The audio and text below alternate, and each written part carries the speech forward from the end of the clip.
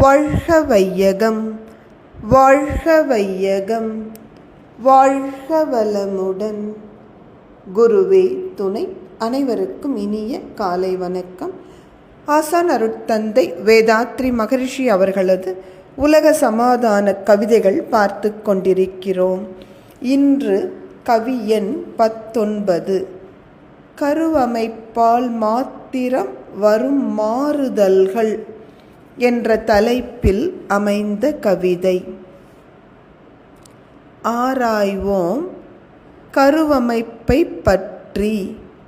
அப்போ ஆண் பெண்கள் அறிவு, செல்வம், வயது, ஆரோக்கியம், நீராய நாதவிந்து, அளவு, சக்தி நிலையாது சுற்றி ஒன்றை ஒன்று ஈர்க்கும் பாராதி அண்டங்கள் சுழல் சஞ்சாரப்படி பஞ்சபூதங்கள் பரிணமித்து சீராக அடையும் இரசாயன மாற்றங்கள் சேர்ந்த முறை கருவமைப்பின் தன்மை ஆகும். கருவமைப்பு என்பதுதான் மனிதர்கள் ஒருவருக்கொருவர் வேறுபடுவதற்கு அமைகின்ற அடிப்படை காரணம். அந்த கருவமைப்புனா என்ன என்று ஒரு கேள்வி எழுப்பிக்கொண்டு சிந்தித்தால், ஒரு குழந்தை பிறப்பதற்கு ஒரு ஆண் பெண் இருவரது சேர்க்கை அவசியம். ஆணின் உடலில் உள்ள ஜீவவித்து குழம்புக்கு விந்து என்று பெயர்.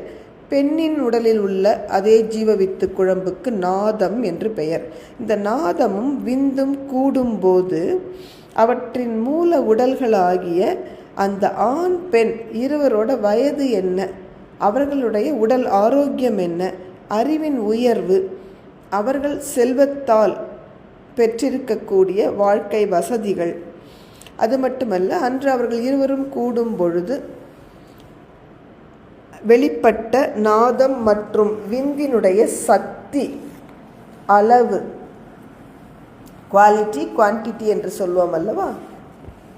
இது மட்டுமல்லாமல் அப்படி அந்த நாதமும் விந்தும் இணையும் பொழுது வானில் சஞ்சரித்து கொண்டிருக்கின்ற அந்த கோள்கள், பூமி, சூரியன் முதலியவை ஒன்றோடு ஒன்று நெருங்கியும் விலகியும் சுழன்றும் ஈர்த்தும் வரும் பொழுது ஏற்படக்கூடிய இரசாயன மாற்றங்கள், இவையெல்லாம் அமைவதற்கு ஒப்பதான் ஒரு குழந்தை பிறக்கிறது. எனவே எந்த ஒரு குழந்தையினுடைய பண்பிலும் சரி, உடல் ஆரோக்கியத்திலும் தாய் தந்தையின் முக்கிய பங்கு வகிக்கிறார்கள். அந்த தாய் தந்தையினுடைய அந்த குரோமோசோம்ஸ் என்று சொல்வோம் இல்லைங்களா, அதுவும் செக்ஸ் குரோமோசோம்ஸ்னு சொல்கிறோம். அந்த 23rd பேர், 23வது ஜோடி குரோமோசோம் தான் தீர்மானிக்கிறது பிறக்கின்ற குழந்தையினுடைய தன்மையை. அப்போது அந்த குரோமோசோம்ஸில் இருக்கக்கூடிய பதிவுகளோடு அந்த கணவன் மனைவி அவர்களது உடல் ஆரோக்கியம் என்ன, அவர்கள் வயது என்ன, அன்றைக்கு அவர்கள் இருக்கும் மனநிலை, அவர்களது செல்வச் செழிப்பு, இவ்வளவும் ஒரு குழந்தையை பாதிக்கிறது. தொடர்ந்து சிந்திப்போம். நன்றி. வாழ்க வளமுடன்.